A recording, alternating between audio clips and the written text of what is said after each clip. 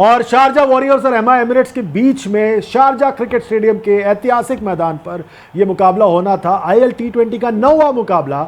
और देखते क्या हुआ टॉस पर जब दोनों कप्तान TKC और शारजा वॉरियर्स के कप्तान जो थे और दूसरी तरफ निकोलस पूरन दोनों टॉस पर आए। दोनों ने फैसला किया, कुछ बदलाव किए थे और शारजा वॉरियर्स के कप्तान जो है TKC उन्होंने टॉस जीतकर पहले गेंदबाजी करने का फैसला किया था, यह सोच के कि बाद में बल्लेबाजी करने के लिए आसानी होगी। एमआई जब बल्लेबाजी करने आया तो पहले ही ओवर में दूसरे ही गेंद पर मोहम्मद वसीम का विकेट गिरा और उसके बाद परेरा और फ्लेचर ने मिलकर पारी को संभाला और उनके विकेट जाने के बाद पारी थोड़ी लड़खड़ाई और उसके बाद कप्तान निकोलस पूरन को पारी को संभालने पड़ा। यहाँ पर जी हाँ, 90 पे यहाँ पे दूसरा विकेट गिरा था। उसके बाद निकोलस पूरन आए और उन्होंने पूरी तरह से इस कप्तानी पारी यहाँ पे खेली गई।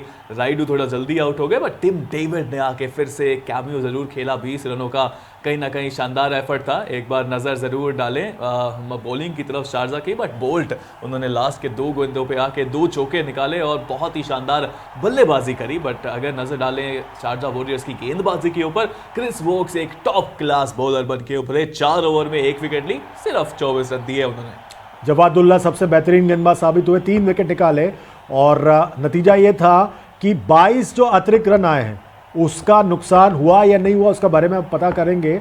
180 बनाया मुंबई एमआई एमिरेट्स ने 180 बनाया 7 विकेटों के नुकसान पर और शारजा वॉरियर्स के सामने जो लक्ष्य था वो था 181 रनों का। क्या ये बना पाएंगे?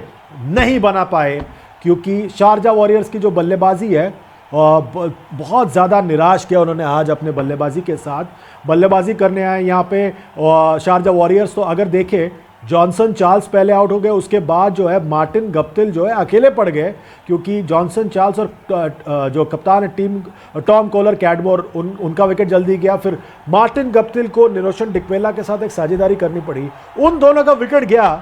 उसके बाद तो मानो एक साइकिल स्टैंड लग गया था वहां पर। देखिए आकिल हुसैन जब आए तो आकिल हुसैन सिर्फ आए नहीं, वो छाए भी आपको देखने नजर आए। उन्होंने बासिल हमीद को यहाँ पे आउट किया, एक इरिस्पॉन्सिबल शॉट खेलते हुए आउट हुए बासिल हमीद। ज़रूरत नहीं थी वहाँ पे, अभी अभी आउट हुए थे वहाँ पे जो डेनली, बट उसके बाद डैनियल सैम्स भी इसी ओवर में LBW होते नजर आए। हैट्रिक का सामना करने के लिए क्रिस वोक्स वहाँ पे आए थे। अपील ज़रूर वहाँ पे की गई थी बट नॉट आउट वो साबित हुए। एक बार बॉलिंग पे नजर डालेंगे यहाँ पे एमआई एमिरेट्स के, जहाँ आकिल हुसैन वो 5वीं विकेट नहीं मिली उनको, काफ़ी निराश नजर आए बट उनके बॉलिंग फिगर्स लाजवाब। 4 विकेट लेके उन्होंने 23 रन दिए सिर्फ। 74 पर ऑल आउट कर दिया यहाँ पर शारजा वॉरियर्स को 12.1 ओवर्स में एमआई एमिरेट्स ने। और जबरदस्त गेंदबाजी की अखिल हुसैन ने, वकार सालमखेल ने भी 2 विकेट निकाले। ट्रेंट बोल्ट ने उन्होंने जबरदस्त फील्डिंग भी की और पूरी तरह से एमआई एमिरेट्स का दबदबा था इस मुकाबले पर, उन्होंने पूरी तरह से ध्वस्त कर दिया यहाँ पर शारजा वॉरियर्स को। 12.1 ओवर्स में 9 अतिरिक्त रनों के साथ बेहतरीन गेंदबाजी की यहाँ पर ये जो स्कोर बना शारजा वॉरियर्स का 74 रनों का, ये आईएल T20 के इतिहास का सबसे लोएस्ट स्कोर था। उन्होंने जो पिछले साल दुबई कैपिटल्स ने 80 रन बनाए थे उसको भी पीछे छोड़ दिया और ये नतीजा ये था कि बहुत ज़बरदस्त जीत हासिल की है एमआई एमिरेट्स ने और इस जीत से बहुत हलचल होगा। और देखिए मैच समरी की तरफ नज़र डालें तो एमआई एमिरेट्स ने 180 बनाया 7 विकेटों के नुकसान पर। कुशल परेरा और फ्लेचर ने सर्वाधिक स्कोर बनाया, जवादुल्ला ने 3 विकेट लिए।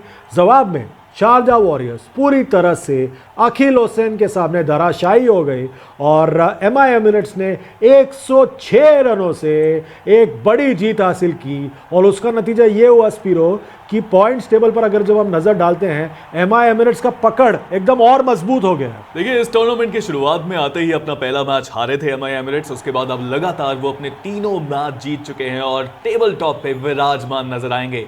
उनका नेट रन रेट भी काफी ऊंचा जा चुका है। वही अगर शारजा वॉरियर्स की तरफ नजर डालें, 3 मैचेस में उन्होंने सिर्फ केवल 1 मैच जीता है, 2 मैच वो हार चुके हैं और उनका जो नेट रन रेट है वो -2 तक आ चुका है। अब यहाँ पे even Sharjah warriors and Abu Dhabi Knight Riders दोनों को थोड़ा सा एक्स्ट्रा एफर्ट दिखाना पड़ेगा अगर वो इस लीग में बने रहना चाहते हैं, अगर वो प्लेऑफ तक जाना चाहते हैं तो।